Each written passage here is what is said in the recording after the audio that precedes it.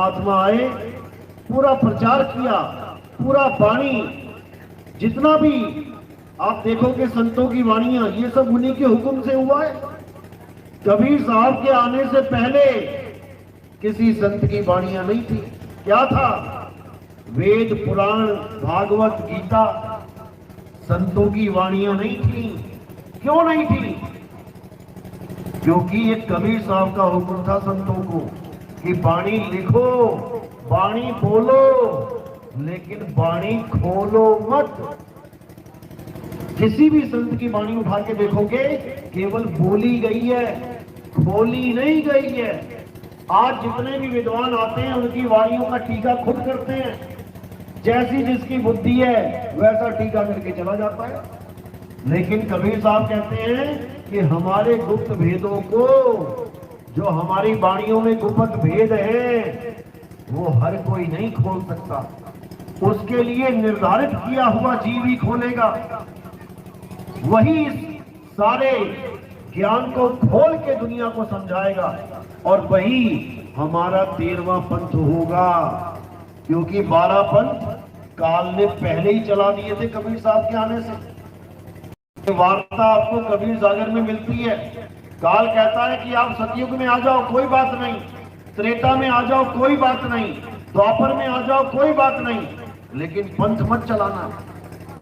पंथ आप कलयुग में चला लेना। कितनी चालाकी खेली! क्यों?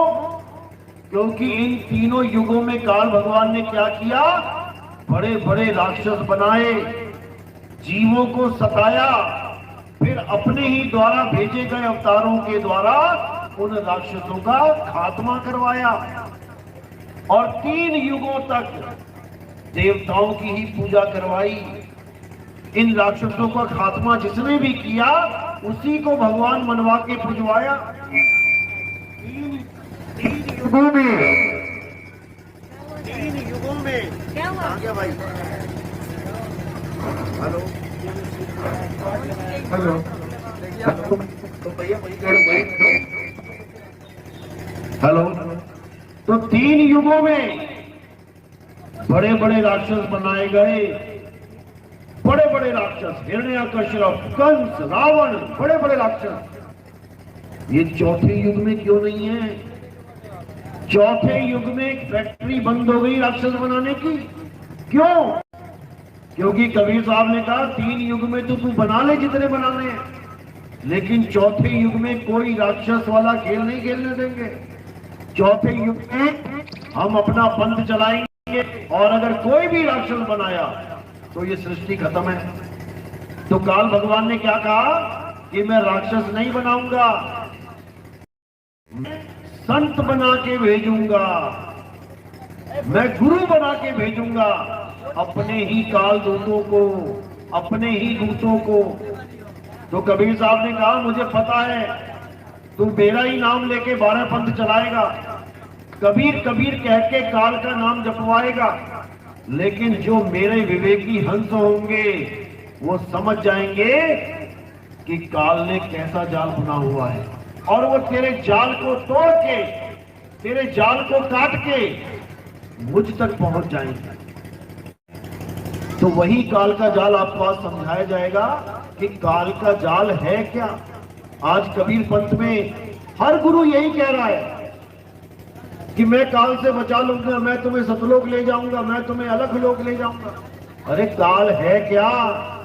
क्या किसी गुरु ने काल को देखा है? काल है क्या? कितना बड़ा है काल? कितने फुट का है काल? ये तुम्हें कोई नहीं बताएगा। कबीर साहब कहते हैं कि जब तक तुम्हें काल के बारे में पूरी जानकारी नहीं दी गई तब तक तुम उससे बच ही नहीं सकते। कोई भी दुश्मन है, पहले दुश्मन की जानकारी ली जाती है, सारे भेद लिए जाते हैं, तब जाके तुम दुश्मन से जीत पाते हो। लेकिन यहाँ पे काल से बचाने का ठेका तो सबने उठा लिया, लेकिन किसी को पूछो क्या काल को देखा है कभी, तो आवाज नहीं निकलेगी। किसी को पूछो सतलोक गए हो तुम, क्या देखा तुमने सतलोक में? कितने मकान, कितनी दुकान, कैसी सड़कें हैं, एक भी ना बता पाएगा। केवल वही घिसी पिटी जो रीति चली आ रही है कबीर पंथ की, उसी को धो रहे हैं सब।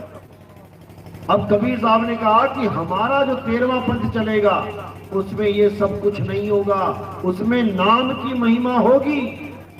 तो साहिब कहते 12 पंथ काल फुरमाना, भूले जीव न जाए ठिकाना, 13वें पंथ हम ही चले आए, सब पंथ मेट के एक पंथ चलाएं। सारे पंथों को मेट के एक कर दिया जाएगा। वो कब होगा? जब 13वें पंथ का उजागर होगा। तो आज परमात्मा की दया से 13वें पंथ का उजागर हुआ और मूल ज्ञान सारे संसार के आगे रखा गया। और बड़े बड़े जो धर्मात्मा थे, बड़े बड़े पंथों के जो संत महंत थे, आज वो इस ज्ञान को सुन के नतमस्तक होके नाम दीक्षा लेके इस पंथ में जुड़ रहे हैं। क्यों जुड़ रहे हैं? क्योंकि सत्य सत्य का निर्णय हो चुका है। क्या है सत्य, क्या है असत्य, इसी का निर्णय करने के लिए कबीर साहब ने हमें हंस बोला है। हंस कौन है? जो नीर छीर का करे निबेड़ा, कहे कबीर सो हंस है मेरा।